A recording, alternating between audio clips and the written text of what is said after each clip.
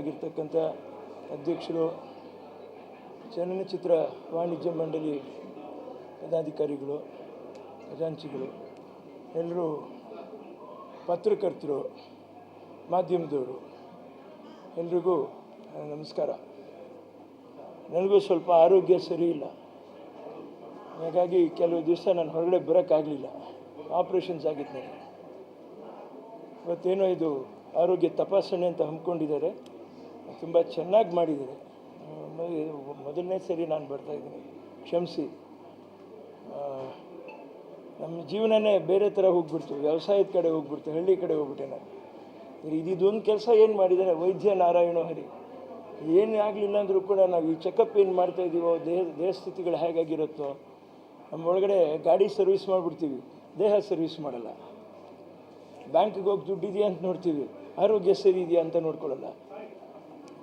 ಎಷ್ಟೋ ಹೇಳ್ತಾರೆ ಇದೊಂದಲ್ಲಿ, ಶರೀರಂ ರೋಗಮಯಂ ಸಂಸಾರಂ ದುಃಖಮಯಂ ಆಯುಷ್ಯಂ ಕ್ಷೀಣಮಯಂ ಕಿಂ ಶಾಶ್ವತಂ ಅಂತ. ಶಾಶ್ವತ ಅಲ್ಲದೆ ಇರತಕ್ಕಂಥ ಈ ಬದುಕನ್ನ ನಾವು ಅಮೂಲ್ಯವಾದದ್ದು, ಇದನ್ನು ನಾವು ಉಳಿಸ್ಕೊಳ್ಳೋಕ್ಕೆ ಪ್ರಯತ್ನ ಪಡಬೇಕು ಅಂತ ಒಂದು ಶ್ರೇಷ್ಠ ಕೆಲಸ ಮಾಡಿದ್ದೀರಾ. ಔಷಧಿಗಳು ತಂದಿಟ್ಟಿದ್ದಾರೆ, ತುಂಬ ಸಂತೋಷ ಆಗ್ತದೆ ನೋಡೋಕ್ಕೆ. ಜೀವನದಲ್ಲಿ ದೇವರು ಎಲ್ಲ ಕೊಟ್ಟಿರ್ತಾರೆ, ಆಯುಷ್ ಒಂದು ಪಕ್ಕ. ನಾವು ಬಾಳುವಂಥ ಕಾಲಾವಧಿನಲ್ಲಿ ಆರೋಗ್ಯ ಕ್ಷೀಣಿಸಬಾರ್ದು ಯಾರಿಗೂ ಅನ್ನುವಂಥದ್ದೇ ನನ್ನ ಅಭಿಪ್ರಾಯ. ಹಾಗಾಗಿ ಸ್ವಲ್ಪ ಮುಂಚಿತವಾಗಿ ನಾವು ಈ ಥರ ತಪಾಸಣೆ ಮಾಡಿಕೊಳ್ಳುವಂಥದ್ದು ತುಂಬ ಶ್ರೇಷ್ಠ, ತುಂಬ ಉತ್ತಮ. ವಾಣಿಜ್ಯ ಮಂಡಳಿ ಕಾಲದಿಂದ ಕಾಲಕ್ಕೆ ಅದರ ಕೆಲಸ ಅದು ಮಾಡಿಕೊಂಡೇ ಬಂದಿದೆ. ಮಾಧ್ಯಮದವರು ನೀವು ಮಾಡಬೇಕಾಗಿದ್ದ ಕೆಲಸ ಮಾಡಿಕೊಂಡೇ ಬಂದಿದ್ದೀರ. ನಮ್ಮೆಲ್ರಿಗೂ, ನನ್ನಂಥವ್ರಿಗೂ ಕೂಡ ಮನಸ್ಸಿದ್ರೆ ನಿಮ್ಮ ಜೊತೆ ಕೈ ಜೋಡಿಸ್ಬಿಟ್ಟು ನಾವು ಏನಾದೊಂದು ಹೊಸ ಹೆಜ್ಜೆ ಇಡಬೇಕು.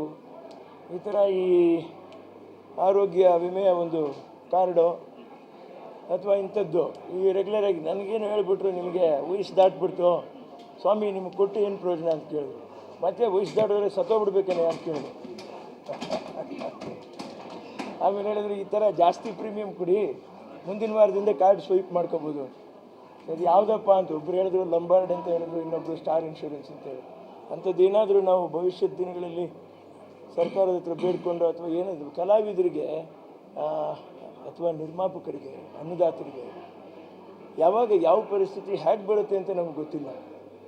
ಎಲ್ಲ ಕಂಪನಿಗಳಿಗೂ ಸರ್ಕಾರಿ ಕೆಲಸದವ್ರಿಗೆ ಪೆನ್ಷನ್ ಇದೆ, ಗ್ಯಾರಂಟಿ ಇದೆ, ಯಾವ ಸರ್ಕಾರಿ ಕಾರ್ಡ್ ತೋರಿಸ್ಬಿಟ್ಟು ಏನು ಬೇಕಾದರೂ ಮಾಡ್ಬೋದು. ಆದರೆ ಚಲನಚಿತ್ರದ ನಿರ್ಮಾಪಕರಿಗಾಗಲಿ, ಕಲಾವಿದರಿಗಾಗಲಿ, ತಂತ್ರಜ್ಞರಿಗಾಗಲಿ ಯಾವುದೋ ಒಂದು ಪರಿಸ್ಥಿತಿ ಬಿಗಡಾಯಿಸಿದಾಗ, ಕಷ್ಟ ಆದಾಗ ಹೇಗೆ ಮಾಡಬೇಕು ಅಂತ ಕಷ್ಟ ಆಗೋಗ್ಬಿಡುತ್ತೆ, ತುಂಬ ಹಿಂಸೆ ಆಗೋಗ್ಬಿಡುತ್ತೆ, ಮುಜುಗರ ಆಗೋಗುತ್ತೆ. ಎಲ್ಲ ನೋಡ್ತಾರೆ ನಮ್ಮನ್ನು, ಏನು ಹೀಗಿದ್ದವರು, ಇವ್ರ ಕೈಲಿ ಕಾಸಿಲ್ವಾ, ಇವ್ರು ಚೆನ್ನಾಗಿಲ್ವಾ, ಯಾಕೆ ಇವ್ರಿಗೆ. ನಮ್ಮ ಸದಸ್ಯರಿಗೆ 4 ಲಕ್ಷ ಕೊಡ್ತಾಯಿದ್ದೀವಿ.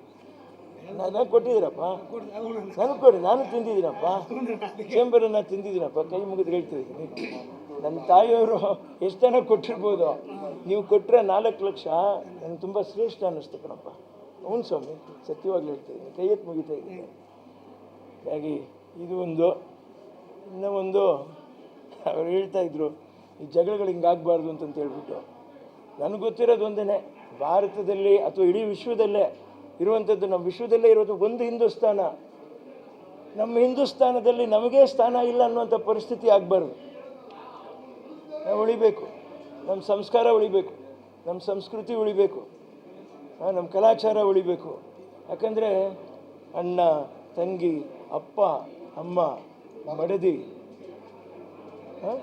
ಸಹೋದರ, ಸಹೋದರಿ, ಈ ಪ್ರೀತಿ, ಈ ವಿಶ್ವಾಸ, ಈ ಅನುಕಂಪ, ಈ ವಾತ್ಸಲ್ಯ ಈ ನಮ್ಮ ಭಾರತ ದೇಶದಲ್ಲಿ ಈ ಮಣ್ಣಿಗೆ ಮಾತ್ರ ಅದು ತುಂಬ ಚೆನ್ನಾಗಿ ಗೊತ್ತಿದೆ. ಬೇರೆ ಮಣ್ಣಿಗೆ ಅದು ಗೊತ್ತಿಲ್ಲ.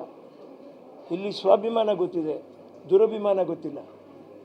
ಹಾಗಾಗಿ ಯಾವ ತೊಂದರೆನೂ ಆಗದಿರೋ ಥರ ನನ್ನ ಅಂದಾಜಿಗೆ ಇವತ್ತು ದೇಶದ ಒಂದು ಅರ್ಥ ಪರಿಸ್ಥಿತಿ ನಾವು ನೋಡಿದಾಗ ಯುದ್ಧ ಮಾಡುವಂಥದ್ದು ಶ್ರೇಷ್ಠ ಅಲ್ಲ ಅನಿಸ್ತದೆ ನನಗೆ. ಅಲ್ಲಲ್ಲೇ ಅದನ್ನು ತಡೆದು ನಿಲ್ಲಿಸುವಂಥದ್ದು ಅತಿ ಶ್ರೇಷ್ಠ.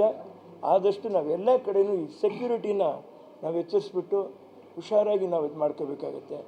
ಎಲ್ಲೋ ಒಂದು ಕಡೆ ನಾವು ಬರೀ ಸರ್ಕಾರನ ಮಾತಾಡೋದಲ್ಲ, ಒಂದು ವಟಾರದಲ್ಲಿ ಅಷ್ಟು ಜನ ಇರ್ತೀವಿ, ಒಂದಷ್ಟು ದುಡ್ಡು ಹಾಕ್ಬಿಟ್ಟು ನಾವೇ ಒಂದು Z+ ಕೆಳಗಡೆ ಇರ್ತಕ್ಕಂಥ ಸೆಕ್ಯೂರಿಟಿನ ನಾವೇ ಕಾಸು ಕೊಟ್ಟು ರಾತ್ರಿ ಬೀಟ್ ಬರುವಂಥ ಲೆವೆಲ್ ಆಗಬೇಕು. ರಾಮೇಶ್ವರಂ ಹೋಟ್ಲಲ್ಲಿ ಆಯ್ತಲ್ಲ ಇನ್ಸಿಡೆಂಟು, ಆ ಥರ ಬೆಂಗಳೂರಿನಲ್ಲಿ ಆಗಬಾರ್ದು ಅನ್ನುವಂಥದ್ದು ಏನಿದೆ. ಹೆಚ್ಚು ಕಡಿಮೆ ಜಾಸ್ತಿ GST ಕೊಡ್ತಾ ಇರ್ತಕ್ಕಂಥದ್ದು ಬೆಂಗಳೂರಿನವರೇ, ಎಲೆಕ್ಟ್ರಾನಿಕ್ ಸಿಟಿಯಿಂದ. ಸೊ ಅಲ್ಲಿಗೇನು ತೊಂದರೆ ಆಗಬಾರ್ದು ಅನ್ನುವಂಥದ್ದು ಏನಿದೆ. ಸೊ ಆ ಸೆಕ್ಯೂರಿಟಿನ ಸ್ವಲ್ಪ ಬೀಫಪ್ ಮಾಡಿಬಿಟ್ಟು ಹೇಗೆ ನಾವು ನೋಡ್ಕೋಬೇಕು ಹಾಗೆ ನೋಡ್ಕೋಬೇಕು. ಇನ್ನೇನು ಇದ್ರ ಬಗ್ಗೆ ದೊಡ್ಡದಾಗಿ ಮಾತಾಡೋಕ್ಕೆ ನಮಗೆ ಅನುಭವ ಇಲ್ಲ.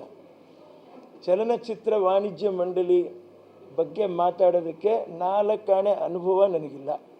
ನನ್ನ ತಾಯಿಯವರು ಇಲ್ಲೇನು ದುಡಿದ್ರೋ, ಇಲ್ಲೇನು ಮಾಡಿದ್ರೋ, ಕಷ್ಟ ಸುಖ ಏನೇನು ಅನುಭವಿಸಿದ್ವೋ ಅದರಲ್ಲಿ ಒಂದು ಸ್ವಲ್ಪ ಆದರೂ ಕೂಡ ವಾಣಿಜ್ಯ ಮಂಡಳಿಯವರು ಲಕ್ಷ್ಮಣ ರಾಯರ ಕಾಲದಿಂದ ನಾನು ಮಾತಾಡ್ತಾಯಿದ್ದೆ. ಇವತ್ತಿನವರೆಗೂ ಲೀಲಾವತಿಯವರು ಅನ್ನುವಂಥ ಗೌರವ ಇಟ್ಕೊಂಡು, ಅವ್ರ ಮಗ ಅನ್ನುವಂಥ ಗೌರವ ಇಟ್ಕೊಂಡು ನಮ್ಮನ್ನು ಕರೆಸಿ ಪ್ರೀತಿಯಿಂದ ಮಾತಾಡಿಸಿದ್ದಕ್ಕೆ ಅವ್ರಿಗೆಂದೆಂದೂ ನಾನು ಚಿರಋಣಿಯಾಗಿದ್ದೀನಿ. ನಮಸ್ಕಾರ. ಗ್ಯಾರಂಟಿ ನ್ಯೂಸ್, ಸುದ್ದಿ ಖಚಿತ, ನ್ಯಾಯ ನಿಶ್ಚಿತ.